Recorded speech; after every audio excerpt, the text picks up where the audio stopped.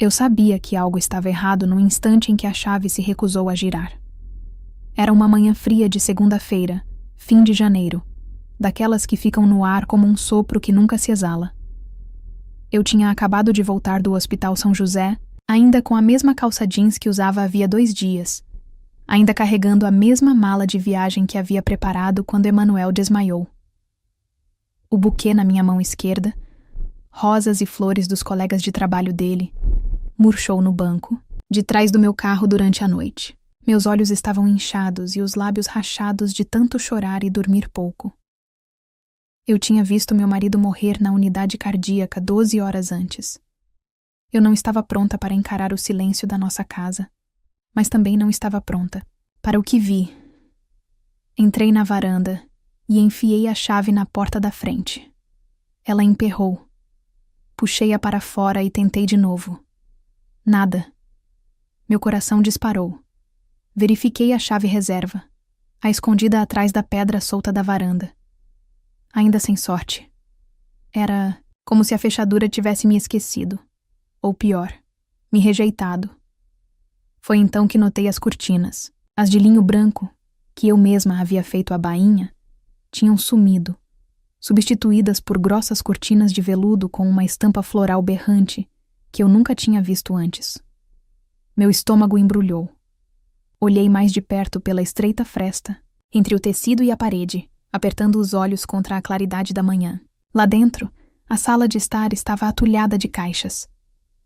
Torres de papelão se erguiam onde deveria haver espaço limpo. Uma almofada de veludo rosa repousava sobre minha cadeira de leitura. Uma xícara de chá floral sobre a mesa de centro. E então, eu a vi, Diana, minha sogra, vestindo um cardigã azul marinho e um sorriso que me arrepiou. Ela estava tomando chá, o meu chá, na porcelana do casamento que Emanuel e eu havíamos economizado durante 3 anos para comprar. À sua frente, jogando casualmente mantas em uma cesta, estava Jocélia, a irmã mais nova de Emanuel. Elas estavam rindo, se aproximando como se eu não existisse, como se Emanuel não tivesse morrido na noite anterior. Bati, sem resposta. Bati de novo, mais forte dessa vez, com os punhos trêmulos, a garganta arranhada. Depois do que pareceu, uma eternidade, a porta se abriu. A figura de Diana preencheu o vão, composta e calma, os braços cruzados firmemente sobre o peito, como se estivesse se preparando para aquele momento havia anos. Rafaela, disse ela inclinando a cabeça. Não esperava você tão cedo. O que está acontecendo? Minha voz tremeu. Por que não consigo abrir a porta? Ela se encostou no batente perfeitamente equilibrada. Por que, querida? Você não mora mais aqui. Minha boca se abriu, mas nenhum som saiu. Pisquei para ela, certa de que tinha ouvido errado. Com licença. O sorriso de Diana não vacilou. Emanuel pagou por esta casa. Meu filho, não você. Não houve acordo pré-nupcial, nem filho, nem contribuição real da sua parte. É hora de esta casa voltar para a família dele de verdade. Por um momento, pensei que o frio que sentia fosse por causa do tempo. Mas não era. Vinha dela. Sou a esposa dele. Sussurrei. Compramos esta casa juntos. Refinanciei-a quando o negócio dele faliu. Ah, por favor. Diana me interrompeu, acenando com a mão em sinal de descaso. Você brincou de casinha enquanto ele trabalhava. Agora que ele se foi, seu contrato de aluguel acabou. Atrás dela, Jocélia apareceu com 2 dos meus pratos de servir na mão. Você deixou a porta lateral destrancada quando foi ao hospital? Disse ela, com um sorriso irônico. Achamos que você não se importaria. Senti meus joelhos fraquejarem e ri, não de humor, mas com o tipo de descrença vazia e atordoada que brota quando a realidade se choca de forma tão brusca que não consigo suportar. Qual é a graça? Diana estreitou os olhos. Eu me recompus e enxuguei uma lágrima que eu nem tinha certeza se ainda era de tristeza. Você está desempacotando travesseiros e servindo chá em uma casa que acha que lhe pertence. Eu disse lentamente. Mas você não tem ideia no que acabou de entrar. O sorriso no rosto de Diana vacilou por um segundo. Era a única chance de que eu precisava. Virei-me e voltei para o meu carro.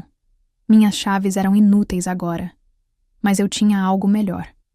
Algo que ela ainda não sabia. E quando eu terminasse, Diana se arrependeria de ter tocado em uma única xícara na minha cozinha. 2 anos antes, quase no mesmo dia, eu estava sentada na beira da nossa varanda, esta mesma varanda, observando Emanuel passar as mãos pelos cabelos, frustrado. Era janeiro também, só que mais frio, mais escuro. Sua startup havia falido na semana anterior. O banco havia congelado suas contas comerciais. Seu score de crédito havia despencado. Lembro-me de como ele não conseguia me olhar diretamente quando disse isso. Eles poderiam tomar a casa, Rafaela. Ele não era um homem fraco. Mas naquele dia, eu o vi desfeito de uma forma que nunca tinha visto antes. Era a mesma casa que Diana agora afirmava pertencer à família real. Tomei uma decisão na manhã seguinte. Em silêncio, sem dizer nada a Emanuel, me vesti, dirigi até a cooperativa de crédito e comecei o processo de refinanciamento. Transferi a hipoteca para o meu nome, usando o pequeno pé de meia que vinha economizando desde que larguei meu emprego no negócio de design de interiores, há 10 anos. Eu não tinha contado a ninguém. Nem ao Emanuel, nem aos meus pais, e muito menos a Diana. Ela teria usado isso como prova de que ele havia fracassado como homem. O processo levou semanas. Arranjei um trabalho freelancer para começar a fazer os pagamentos. Emanuel nunca perguntou para onde estavam indo as confirmações da hipoteca. Ele estava ocupado demais se recuperando emocional e fisicamente. Eu mantive tudo funcionando. Consertei a torneira, orcei as compras, pintei o corredor. Vi nossa casa sobreviver graças ao meu silêncio. Diana, é claro, nunca soube. Ela só nos visitava nos feriados. Nunca ficava muito tempo. Ela odiava o sul. Achava Curitiba muito úmida, muito suave, muito indulgente. Eu ouvia a voz dela ecoar pelo quarto de hóspedes. Emanuel, você foi feito para mais do que isso. Este papel de parede floral e o jazz de rua? E Emanuel sorria. Aquele sorriso cansado, e sussurrava para mim mais tarde na cama. Ela simplesmente não entende a paz. Eu nunca quis confrontá-la, nem naquela época, nem agora. Eu só queria um espaço para lamentar, ficar sozinha, no único lugar que ainda cheirava a ele. Em vez disso, ela trocou as fechaduras. Fiquei sentada no meu carro, do lado de fora de casa, por um longo tempo depois daquele confronto. O ar de janeiro penetrou no meu casaco, mas eu não me mexi. Eu não chorei. Era como se meu corpo nem soubesse mais como reagir. Como você lida com a ideia de ser viúva e sem teto no mesmo dia? Por fim, dirigi até o hotel do alto da estrada, um lugar que cheirava na água sanitária, mofo e algo vagamente químico. Usei o cartão de crédito de emergência do Emanuel, o único ainda ativo, e aluguei um quarto por 3 noites. Sentei-me na beira da cama, olhando para a minha mala. Eu não tinha levado roupas. Apenas papéis do hospital, um livro que nunca abri e a última mensagem de voz que Emanuel me deixou. Na noite anterior, o coração dele parou. Ouvi 1, 2 vezes. Então desliguei o celular. Naquela noite, não dormi. Fiquei imaginando Diana sentada na minha cadeira, Jocélia comendo do meu prato e o corredor cheio de caixas com as coisas delas. Elas nem tinham deixado o corpo esfriar antes de reivindicar seu direito. Na manhã seguinte, terça-feira, acordei com o som dos sinos da igreja. A Igreja São Francisco, na mesma rua, tocava a cada hora. Sentei-me lentamente, desembaracei os cabelos e fiquei olhando para o teto branco do hotel. Meus dedos doíam de tanto apertar os lençóis a noite toda. Minha garganta queimou. E então, fiz algo que nunca imaginei fazer. Peguei o telefone e liguei para a casa funerária. Bom dia. Uma voz gentil atendeu. Casa Funerária São José. Aqui é Margaret. Sim, eu disse com a voz mais firme do que eu esperava. Aqui é Rafaela Monteiro. Preciso atualizar a lista de convidados para o funeral de Emanuel Monteiro. Uma pausa. Claro, senhora Monteiro. Que mudanças a senhora gostaria de fazer? Não hesitei. Remover Diana Monteiro e Jocélia Monteiro da lista. Outra pausa, desta vez mais longa. Entendido. Encerrei a ligação antes que ela pudesse perguntar por quê. Não era despeito. Não era vingança. Ainda não. Era limite. O primeiro que desenhei em mais de uma década segurando a língua. E pela primeira vez desde a morte de Emanuel, senti algo que quase se assemelhava a controle. Na terça-feira, à tarde, voltei para casa. Não pela frente, mas contornando o quarteirão e estacionando discretamente atrás da fileira de cercas vivas que separava nosso quintal do dos vizinhos. Esperei. Observei. O carro de Diana não estava na garagem, nem sinal de Jocélia. A porta lateral, que levava da lavanderia para a varanda dos fundos, sempre teve uma trava defeituosa. Emanuel queria consertá-la havia meses. Eu sabia como abri-la sem fazer barulho. Lá dentro, a casa tinha um cheiro diferente. Nada mal, apenas estranho. Os aromatizadores de ambiente de lavanda, que eu odiava, estavam por toda parte. Minhas fotos emolduradas haviam desaparecido das paredes do corredor, substituídas por gravuras de paisagens que eu não reconhecia. Senti uma pontada aguda no peito quando percebi que alguém havia reorganizado as almofadas no sofá. O lado de Emanuel estava vazio. Nenhum cobertor, nenhuma caneca de café, nenhum vestígio. Eu não tinha tempo para lamentar. Agi rapidamente. O escritório de Emanuel ficava nos fundos da casa, entre o quarto de hóspedes e a lavanderia. Um quartinho sem janelas, cheio de fios, livros e o cheiro da colônia dele. Diana odiava aquele espaço. Ela o chamava de ferro velho digital. Por isso, imaginei que ela não tocaria nele. Eu tinha razão. O quarto estava exatamente como ele o deixara. Caótico, excessivamente organizado daquele jeito que só ele entendia. Papéis empilhados em colunas, recibos meio organizados, pendrives etiquetados com sua letra caprichada, toda em letras maiúsculas. Fiquei parada na porta por um instante, deixando o silêncio me envolver como uma segunda pele. Então comecei a trabalhar. Na gaveta de cima, recibos de um trabalho freelancer. Na segunda gaveta, cartões de visita, pendrives antigos e um bilhete lembrando-o de cancelar uma consulta no dentista. Vasculhei tudo, sem saber o que procurar, apenas buscando uma lembrança, ou talvez uma assinatura. Qualquer coisa que pudesse me unir a ele, a este lugar e a mim. E então eu vi uma pasta preta e fina, espremida entre dois manuais de instruções em sua mesa.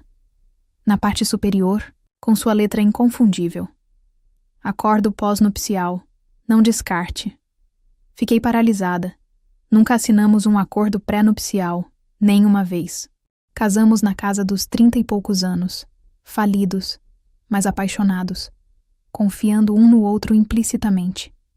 Emanuel brincou que a papelada arruinou o romance, mas ele era um louco por correio. Abri a pasta lentamente.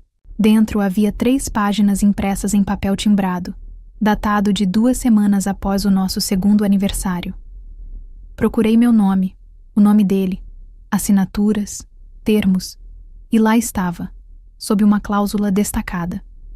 Em caso de falecimento do marido, todos os bens em comum, incluindo imóveis, serão transferidos integralmente para Rafaela Monteiro, a menos que especificado de outra forma em testamento.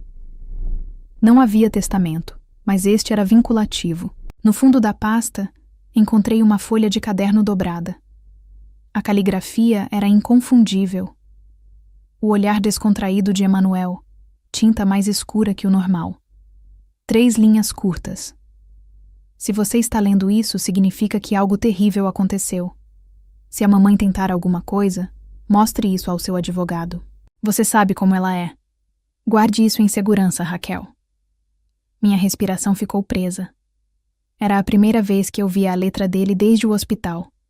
A curva do R no meu nome, como um bilhete passado na aula. Meus joelhos cederam e tive que me sentar. Li o bilhete 2, 3 vezes. Meu coração doía com algo complexo demais para nomear. Dor, vingança, culpa, talvez até gratidão. Ethaniel sabia, em algum nível, que Diana não pararia. E apesar de todos os seus defeitos, ele tentara me proteger da única maneira que sabia. Guardei a pasta no casaco e saí de casa pela porta dos fundos, exatamente como entrei. Naquela noite, de volta ao hotel do alto da estrada, não dormi mais, mas também não chorei. Em vez disso, fiquei acordada relendo o pós-nupcial até as palavras pararem de se misturar. Ao amanhecer, liguei para Ângela Lima, minha antiga colega de quarto da faculdade que virou advogada imobiliária, e marquei uma reunião, porque agora eu tinha a papelada e a raiva suficiente para usá-la. A tarde de quarta-feira chegou cinzenta e sem graça, o tipo de dia em que até o sol parecia relutante em aparecer. Eu tinha acabado de voltar do meu encontro com Ângela, que apesar de não me ver há anos, me envolveu num abraço como se o tempo não tivesse passado. Ela não perguntou como eu estava, apenas me olhou nos olhos e disse: "Vamos conseguir, né?" Eu estava na metade de uma tigela de sopa instantânea na cozinha do hotel, quando ouvi a batida forte na porta. 3 voltas rápidas, o tipo de batida que carrega consigo o direito. Abri a cortina o suficiente para ver o contorno de Diana, do lado de fora, vestida de preto como se tivesse saído de uma novela. Ao lado dela estava um homem de terno cinza, queixo quadrado, prancheta na mão, aliança reluzente. Advogado. Não abri a porta. Em vez disso, saí, casaco fechado até o queixo, pasta na mão. Fechei o quarto do hotel atrás de mim e os encontrei, no estacionamento onde o vento balançava o cachecol de Diana para o lado.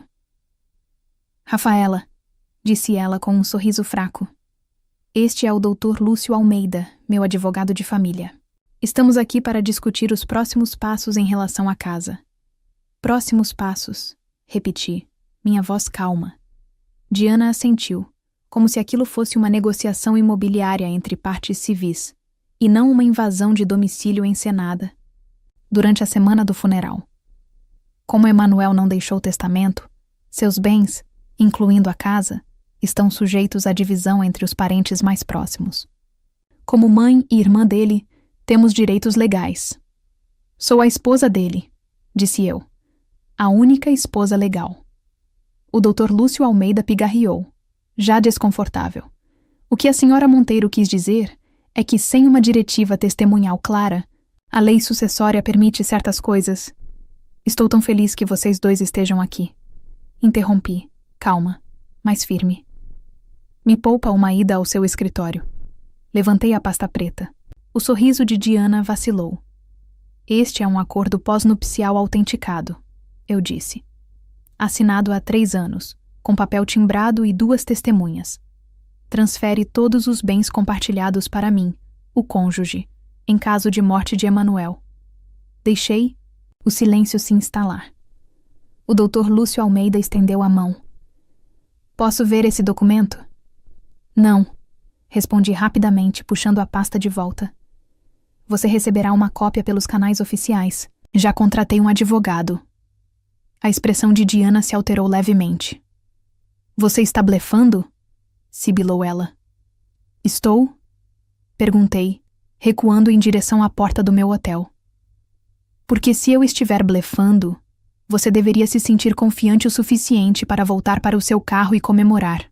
Mas se não estiver, então você cometeu invasão de propriedade, entrada ilegal, e adulterou propriedade que não lhe pertence." O Dr. Lúcio Almeida se afastou dela sutilmente. "Você não vai ganhar desta vez", disse Diana, sua voz agora mais baixa, o veneno mal disfarçado. "Você nunca fez parte da nossa família. Você roubou meu filho de nós." Inclinei a cabeça. "Ele não era um troféu", respondi. "Ele era um homem, e eu não o roubei. Você o afastou no segundo em que ele parou de viver de acordo com o seu roteiro." Não esperei que ela respondesse. Virei as costas e entrei, trancando a porta. Da janela, observei-os em silêncio por alguns segundos, antes de Diana se virar e subir no banco do passageiro, como uma rainha em retirada. O advogado a seguiu, desajeitado e afobado. Eles não bateram mais.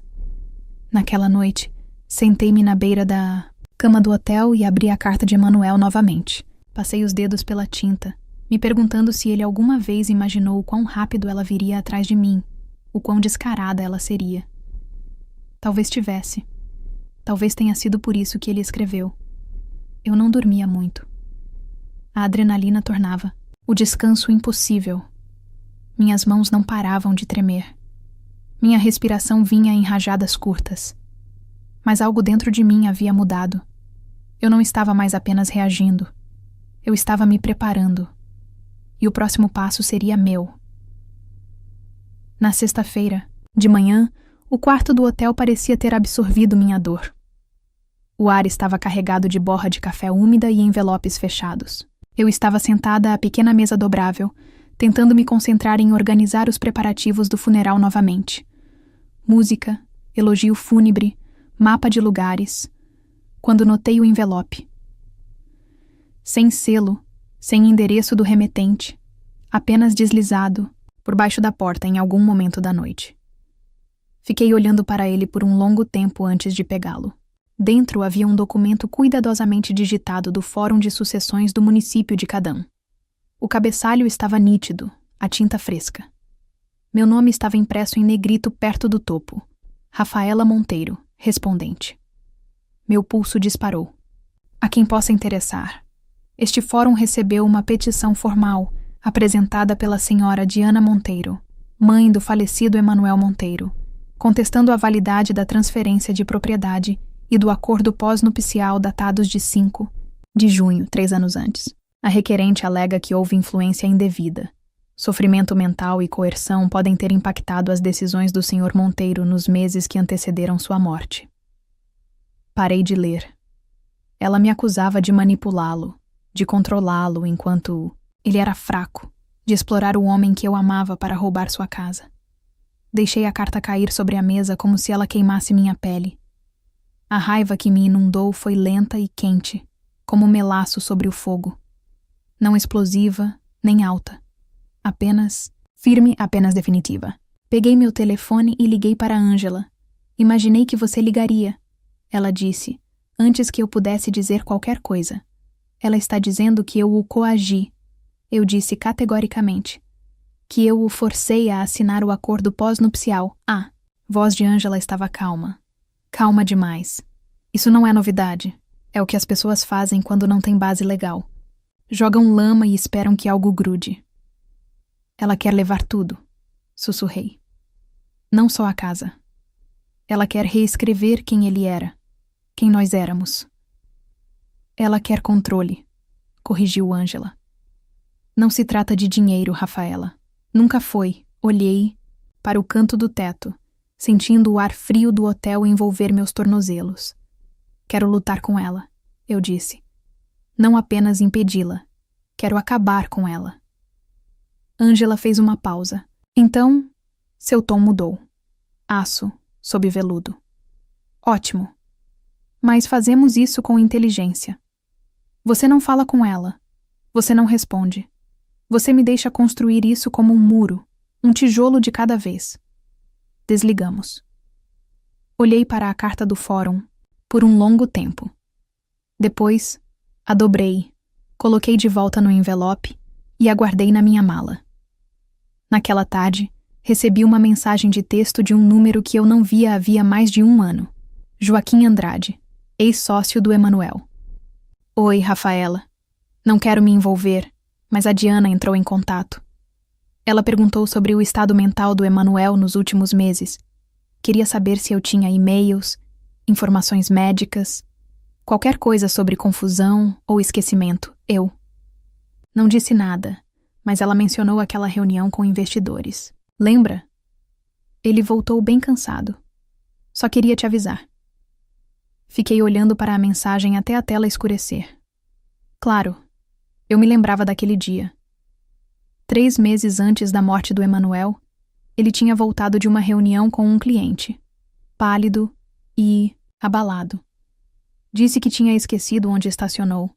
Esqueceu o nome do homem que acabara de conhecer. Ele atribuiu a culpa ao estresse, à insônia, ao excesso de cafeína. Mas Diana, ela devia ter descoberto. Ela estava construindo um caso. Se conseguisse convencer o tribunal de que Emanuel não estava em sã consciência, mesmo que fossem apenas circunstanciais, ela poderia desvendar tudo. Influência indevida era difícil de refutar, especialmente se viesse com sussurros, familiares preocupados e perguntas sem resposta. Foi nesse momento que me lembrei de algo que Emanuel disse, quase de improviso, uma noite, depois do jantar. Tenho uma consulta na Clínica Neurológica São Miguel na semana que vem, ele disse. Neurologia só para descartar qualquer possibilidade. Provavelmente nada. Eu não tinha ido com ele. Ele me disse para não me preocupar. Pulei da cama, abri minha mala, peguei a pasta de documentos e a joguei sobre a colcha. Revirei tudo.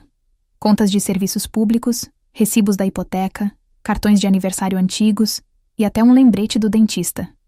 Então, escondido dentro de uma pilha de correspondências fechadas de 3 meses atrás, encontrei um envelope lacrado da Clínica Neurológica São Miguel. Abri com os dedos trêmulos. Prezado Sr. Monteiro, após sua recente avaliação cognitiva, temos o prazer de informar que seus resultados estão dentro da faixa normal. Não foram detectados sinais de declínio cognitivo precoce. Li o texto 3 vezes antes de finalmente soltar o ar que prendia há uma semana. Ele estava bem, e agora eu tinha provas. Na segunda-feira de manhã, uma semana desde a morte de Emanuel, 5 dias desde que Diana entrou com a petição, 72 horas desde que encontrei a carta do neurologista que mudaria tudo. O fórum da Rua das Andradas estava frio, mesmo na primavera. Bancos de aço, pisos de mármore, aquele eco estéril de sapatos estalando, papéis sendo arrastados e acusações sussurradas. Ângela me encontrou na escada, cabelo preso num coque apertado, pasta na mão, olhar aguçado. Pronta? Perguntou ela suavemente. Estou, eu disse. E estava, pela primeira vez em dias. Fiquei com os 2 pés no chão. O fórum não estava lotado. Apenas algumas pessoas dispersas. Diana na primeira fila, vestida com uma renda preta de gala, a postura impecável, um lenço de papel já agarrado como um acessório. Jocélia estava sentada ao lado dela, de cabeça baixa, a filha perfeita de luto. Do lado delas, o Dr. Lúcio Almeida, o mesmo homem com a prancheta do hotel. Eu não olhei para eles, olhei para Ângela e me sentei à mesa da parte ré. Minhas mãos tremiam sob a superfície, mas mantive as costas eretas. Eu não estava ali para implorar. Estava ali para proteger o que Emanuel e eu havíamos construído. A juíza, uma mulher de 60 e poucos anos, com óculos prateados e olhos cansados, deu início à sessão. O Dr. Lúcio Almeida foi o primeiro. Sua voz era cuidadosa, gentil, projetada para retratar Diana como uma mãe preocupada, não amarga.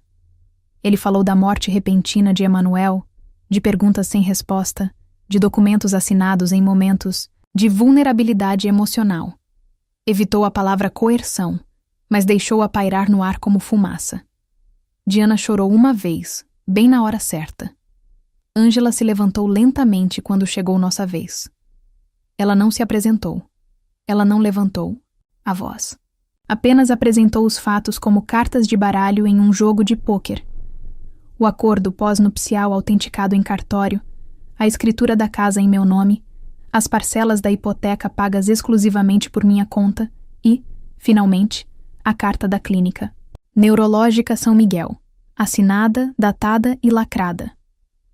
Ângela entregou a cópia ao juiz e disse uma frase que silenciou a sala inteira. Isto é datado de 3 meses antes da morte do Sr. Monteiro e confirma sua plena capacidade mental. O Dr. Lúcio Almeida gaguejou e tentou mudar de assunto.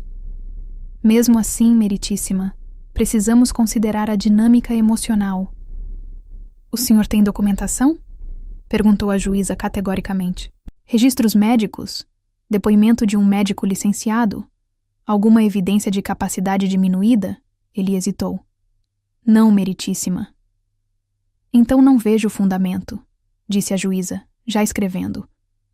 O acordo pós-nupcial é juridicamente vinculativo. A escritura está em nome da senhora Monteiro. Esta casa pertence legalmente a ela. Caso encerrado. Assim, de repente, o martelo soou como um trovão em meus ouvidos. Não comemorei.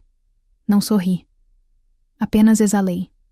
Longa, lenta e silenciosamente. O tipo de respiração que você não percebe que estava aprendendo até finalmente soltá-la. Do lado de fora do fórum, o céu era de um azul profundo. Pássaros cantavam nos carvalhos como se nada tivesse acontecido. Eu não esperava que ela me seguisse. Mas ela veio. Diana me alcançou na escadaria do fórum, os saltos estalando como tiros em pedra. Você pode ter ganhado a casa, disse ela com a voz cristalina, mas nunca vai me apagar. Eu sou a mãe dele. Virei-me lentamente. Você já se apagou? Eu disse. Ela piscou. O quê? Você se apagou no momento em que tentou reescrever quem ele era. No momento em que invadiu nossa casa, roubou as coisas dele e mentiu sob juramento. Emanuel sabia quem você era, Diana. Foi por isso que ele escreveu a carta. Foi por isso que ele assinou o pós-nupcial. O rosto dela se contraiu. Não muito, mas o suficiente.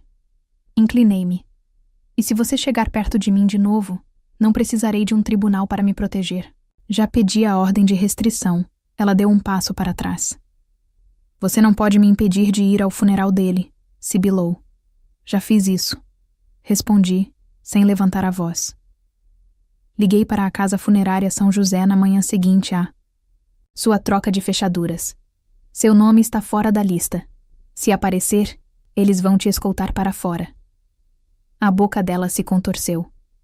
Sua vingativazinha? Não, eu disse, interrompendo-a. Não sou vingativa. Sou livre. E fui embora de cabeça erguida, sem olhar para trás. A capela cheirava a lírios e cera de cedro. Era terça-feira, exatamente uma semana depois que o coração de Emanuel parou de bater. O culto estava marcado para o meio-dia, mas às 11h15 da manhã os bancos já estavam lotados. Amigos, vizinhos, alguns antigos clientes de Emanuel, alguns vindos de Belo Horizonte, outros de Recife. Muitos não nos viam havia anos. Sinto muito, sussurravam enquanto me abraçavam. Ele te amava tanto. Ele sempre falava dos seus planos para o jardim.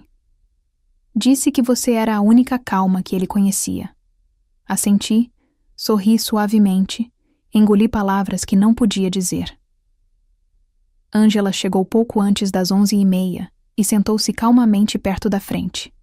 Não, como minha advogada hoje, mas como amiga. Ela não disse nada. Não precisava. Os músicos afinavam em silêncio num canto. O ministro estava perto do altar, folheando as notas. A urna estava sobre uma mesinha forrada de veludo azul, a cor favorita de Emanuel.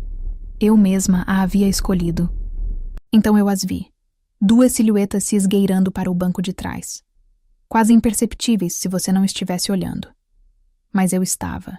Diana e Jocélia, vestidas de preto, perfeitamente coordenadas, cabelo preso, véus sutis, mas inconfundíveis, roupas matinais, figurinos de teatro, máscaras. Elas não estavam na lista de convidados. Eu tinha me certificado disso. A funerária me garantiu que seriam paradas na porta, mas alguém deve ter desviado o olhar no momento errado. E agora lá estavam elas, fingindo pertencer. Fiquei paralisada por um instante, olhando para a capela. Minha respiração ficou presa. Meu coração batia forte, não de tristeza, mas de fúria. Eu já havia enterrado Emanuel uma vez. Não, deixaria que o desenterrassem para enfeitar. Ângela se virou ligeiramente para mim. Quer que eu cuide disso? Sussurrou ela. Balancei a cabeça negativamente. Não, eu mesma faria isso. Caminhei lentamente pelo corredor, os saltos ecoando, no silêncio repentino. Todas as cabeças se viraram. A música parou. Até o ministro se afastou, sentindo algo sagrado em movimento. Quando cheguei ao fundo, Diana olhou para cima. Seu sorriso era discreto. Os olhos de Jocélia se desviaram. Você não deveria estar aqui, Eu disse baixinho. Nós não vamos embora, respondeu Diana em voz baixa e orgulhosa. Eu o dei à luz. Então você deveria ter respeitado a vontade dele. Sou a esposa dele. Meu tom não se elevou. A única que ele escolheu. Ela se endireitou, desafiadora. Você não pode me impedir de lamentar a morte do meu próprio filho. Não de lamentar, eu disse. De representar. Ela piscou. Vou sair agora mesmo, acrescentei. E levarei o pastor comigo. Terminaremos o culto em um parque, em um estacionamento, na mesa da cozinha. Eu não me importo. Mas você não vai ficar aqui fingindo que não tentou apagá-lo. Você não pode usar a morte dele para obter uma dignidade que nunca conquistou. Por um segundo, ninguém se moveu. Então a voz de Jocélia quebrou o silêncio. Mãe, disse ela suavemente, sem olhar nos olhos de ninguém. Vamos. Diana se virou para ela atordoada. Não somos bem-vindas aqui, acrescentou Jocélia. Vamos parar de fingir. Ela se levantou, e Diana a seguiu lentamente. Não houve cena, nem gritos, nem cabo de guerra. Apenas o som de 2 pares de saltos se afastando e o clique suave da porta da capela se fechando atrás delas. Quando me virei para o altar, a sala inteira suspirou. Caminhei lentamente para a frente. A música recomeçou. O pastor assentiu e, com a mão firme, fiquei diante da urna de Emanuel e me despedi. Não cercada por mentirosos, não interrompida por veneno, mas envolto em silêncio, na verdade e no amor de pessoas que realmente sabiam quem ele era. E pela primeira vez desde que ele morreu, senti paz. No dia seguinte ao funeral, a casa estava silenciosa. Não o tipo de silêncio que conforta, mas o tipo que te observa, esperando que você ceda. Eu estava em pé na pia da cozinha, com o moletom velho do Emanuel, os dedos envolvendo uma caneca lascada. O café tinha esfriado 1 hora antes, mas eu não tinha me mexido. Do lado de fora da janela, o jardim estava vazio, apenas terra revirada e o início do que viria depois. Talvez se eu conseguisse continuar. Virei-me lentamente, meio que esperando ver Emanuel sentado à mesa, cantarolando alguma música desafinada, com as pernas erguidas como sempre fazia. Mas a cadeira estava vazia. A caneca era dele. O silêncio era meu. Eu havia sobrevivido ao funeral, sobrevivido ao fórum, mas não havia parado de esperar que a outra bomba caísse. Então, quando olhei pela janela da frente e vi o carro da Mi, Diana estacionado do outro lado da rua, não fiquei surpresa. Era cedo. Mal eram 7 horas. O motor estava desligado. As janelas estavam meio abaixadas. Uma leve fumaça de cigarro subia pelo ar. Ela ficou imóvel, com as mãos apoiadas no volante, olhando fixamente para a frente. Não bateu, não se aproximou, apenas observou. Eu também não me mexi. Não liguei para Ângela. Não tirei uma foto para provar. Apenas peguei meu café, caminhei calmamente até a varanda e fiquei ali, descalça, cabelo despenteado, caneca na mão. Meu olhar cruzou com o dela. Ela jogou o cigarro pela janela. O carro ligou com um ronco. E então, ela foi embora. Sem ameaças, sem gritos, sem a palavra final. Simplesmente sumiu. Mas eu sabia que não era rendição. Era retirada. Um lembrete. Sua maneira de dizer que eu ainda existo. Voltei para dentro, tranquei a porta e respirei fundo. Naquela noite, não dormi. Não de medo. Não mais. Mas de algo mais silencioso, mais pesado, como se meu corpo ainda estivesse se preparando para o impacto, mesmo depois de o perigo ter passado. Por 3 dias ela não voltou. Passei esse tempo limpando, organizando os arquivos do Emanuel, tocando em cada gaveta e superfície que ele já usara. O processo foi brutal. Cada recibo, uma lembrança. Cada caneta com a marca da mordida, um pequeno corte no peito. Na terceira, tarde, encontrei seu antigo caderno de jardinagem, aquele que ele costumava preencher com planos, rabiscos e sonhos de um quintal onde as coisas pudessem crescer sem julgamentos. Ele havia desenhado as margaridas, etiquetado cada semente e até colado um pacote com um bilhete. Para vocês um dia quando estiverem prontos. Eu não estava pronta, mas mesmo assim fui para fora. Cavei onde ele havia marcado, revolvi a terra com as mãos nuas, plantei cada semente, reguei-as delicadamente, sentei-me ao lado delas enquanto o sol se punha e, por um momento, esqueci os processos, as acusações, o mapa de lugares para o funeral. Lembrei-me das mãos dele, do riso dele, do chapéu idiota de jardineiro. E quando voltei para a porta da frente naquela noite, encontrei o envelope. Sem selo, sem letra, apenas 5 palavras impressas em negrito numa folha de papel comum. Esta casa será sempre minha. Fiquei olhando para ela por um longo tempo, então ri.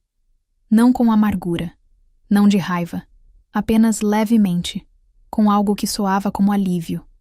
Ela não tinha mais nada, nenhuma reivindicação, nenhuma prova, nenhuma presença. Apenas 5 palavras de uma mulher que já havia sido removida do meu testamento, do meu casamento, da minha vida. Levei o papel para fora, caminhei até o jardim, cavei um pequeno buraco no solo, sob o canteiro de margaridas do Emanuel, enterrei a carta bem fundo e a cobri com terra e fertilizante. Pensei que talvez algo bom pudesse brotar dali. Limpei a sujeira dos meus dedos e sussurrei: "Você não me assombra mais." Então, entrei e fiz chá com canela, porque Emanuel sempre dizia que a tristeza precisava de algo doce. A primavera chegou mais cedo naquele ano. O ar cheirava a terra revirada e flores de limão. O jardim lá fora, antes apenas terra escura e sonhos rabiscados no caderno do Emanuel, começava a se mexer. Brotos brotavam da terra, pequenos e teimosos. Coisas verdes lutavam para abrir caminho, em direção ao sol. Todas as manhãs, eu os observava com café na mão, embrulhado na camisa de flanela do Emanuel. Sem bagunça, sem expectativas, apenas respiração. Não tive mais notícias de Diana. Nenhuma carta, nenhum telefonema, nem outro carro estacionado do outro lado da rua. Se era a ordem de restrição, o jardim ou simplesmente a verdade finalmente se consolidando, eu não sabia. E não me importava. Ela não estava mais presente. Apenas uma sombra no espelho retrovisor. Um verbo no passado. A casa mudava conforme a estação. Pintei o quarto de hóspedes de um verde sálvia suave. Tirei as fotos que ela havia substituído e coloquei novas, minhas e do Emanuel no lago, do nosso cachorro Max antes de falecer, de pores do sol que perseguimos, em vez de discussões que evitamos. Limpei o escritório, mas deixei uma gaveta intocada. A gaveta dele. Não como um santuário, apenas como uma promessa. Algumas noites, eu me sentava perto da janela e conversava com ele em voz alta sobre o jardim, sobre as margaridas, sobre como, de alguma forma, eu ainda estava ali. Eu não esperava respostas, mas às vezes o vento mudava, na medida certa, e eu me sentia menos sozinha. Também voltei a trabalhar. Não por desespero, mas por escolha própria. Reabri meu negócio de design de interiores. Pequeno no início, um cliente de cada vez. Uma viúva em luto que queria repintar a cozinha para que ela se parecesse menos com o espaço dele.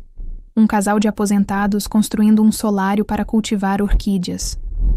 Uma jovem que tinha acabado de deixar o noivo e queria que seu apartamento parecesse o dela novamente. Eles não conheciam a minha história, mas eu via pedaços de mim em cada um deles. Eu projetava como se estivesse plantando, com cuidado, com visão, com um tipo de poder silencioso. Numa manhã de sábado, enquanto eu aparava o alecrim na janela da cozinha, notei que um envelope havia chegado pelo correio. Sem ameaças. Apenas um cheque. Um reembolso da casa funerária São José. O cartão dentro dizia: "Você lidou com tudo com elegância." Emanuel teria ficado orgulhoso. Sem assinatura, sem endereço do remetente. Mas eu reconheci a letra. Era da Jocélia. Guardei o bilhete. No verso do diário de jardinagem do Emanuel. Não mudava o passado. Não consertava nada. Mas era alguma coisa. E alguma coisa bastava. No início do verão, as margaridas floresceram em plenitude. Uma explosão de dourado e laranja, tão brilhantes que quase pareciam fogo. Sentei-me ao lado delas, descalça, com a terra sob as unhas e o sol nas bochechas, e sussurrei a última coisa que precisava dizer. Eu não venci porque tirei algo de você, Diana. Eu venci porque me recusei a deixar você me levar. O vento farfalhava entre as folhas. Os sinos, na varanda, cantavam uma canção suave e sinuosa, e, em algum lugar no ar, eu quase conseguia ouvir Emanuel rindo. Sempre dizem que a dor desaparece com o tempo. Não. Ela muda. Ela se desloca. Ela suaviza nas bordas, talvez, mas nunca desaparece. Ela simplesmente se incorpora à sua rotina, ao chá que você faz de manhã, ao silêncio entre as músicas no rádio, ao jeito como sua mão ainda alcança alguém que não está lá. Emanuel se foi. Essa é a verdade. Mas assim também a mulher que eu costumava ser. A mulher que mantinha a paz a qualquer custo. Que deixava a sogra falar por cima dela, expulsá-la, reivindicar o que não era dela. Que se sentava ao final de longos jantares, sorrindo, através de feridas invisíveis. Que desaparecia para que outra pessoa pudesse se sentir vista. Aquela mulher morreu no dia em que Emanuel morreu. E no lugar dela, plantei outra coisa. Não vingança. Não amargura. Apenas raízes. O jardim lá atrás. Está selvagem agora. Não bagunçado. Não indomável. Apenas vivo. Margaridas e hortelã. Alecrim e lavanda. Acrescentei um banco perto da cerca dos fundos, sob o bordo em que Emanuel um dia quis pendurar sinos de vento. Sento-me lá algumas noites, não para chorar, mas para lembrar quem me tornei. Acontece que a vingança mais doce não é a vitória no tribunal. É o clique silencioso de uma porta se trancando por dentro. É tomar café na sua própria cozinha, sem medo. É respirar fundo em um espaço que não cheira mais a vergonha. Eu não conto às pessoas tudo o que aconteceu. Nem sempre. Mas, quando alguém pergunta a uma viúva na igreja, a uma mulher no mercado, cujas mãos tremem enquanto assinam um cheque, eu lhes conto a verdade em partes. Digo-lhes: vocês não precisam ser educados com alguém que os apaga. Vocês não são egoístas por trancarem suas portas. Vocês não devem a ninguém acesso à sua paz. E então, eu lhes conto sobre o jardim. Como ele floresceu em um campo de batalha. Como isso me alimenta, me acalma, me abraça. Como às vezes algo pequeno e lindo pode crescer exatamente onde você pensava que seu mundo tinha acabado. Isso não. É uma metáfora. Isso é sobrevivência. E agora, meses depois, não ando como antes. Não me desculpo por ocupar espaço. Não explico por que troco as fechaduras. Não recuo quando passo por aquele trecho da estrada onde o carro dela ficava parado, silencioso e à espera. Porque ela não está mais esperando, ela perdeu, e eu não estou brava. Simplesmente cansei. Esta casa é minha. Esta vida é minha. Esta voz calma, firme e teimosa, finalmente é minha. E nunca mais a entregarei. Agora me diz. Como você reagiria se descobrisse que o que pensava ser seu lar não era mais seu? Que você acha que Diana realmente quer, além da casa de Emanuel? E se a carta do neurologista nunca tivesse sido encontrada, como a história teria mudado? Você deixaria alguém que feriu sua memória mais preciosa participar do seu luto? Escreve aqui nos comentários, de 0 a 10, qual a sua nota para essa história. Quero muito saber. Se você gostou do vídeo, já clica em gostei e não se esquece de se inscrever no canal. Assim você não perde nenhuma história emocionante que postamos diariamente aqui no canal. Um beijo e até breve.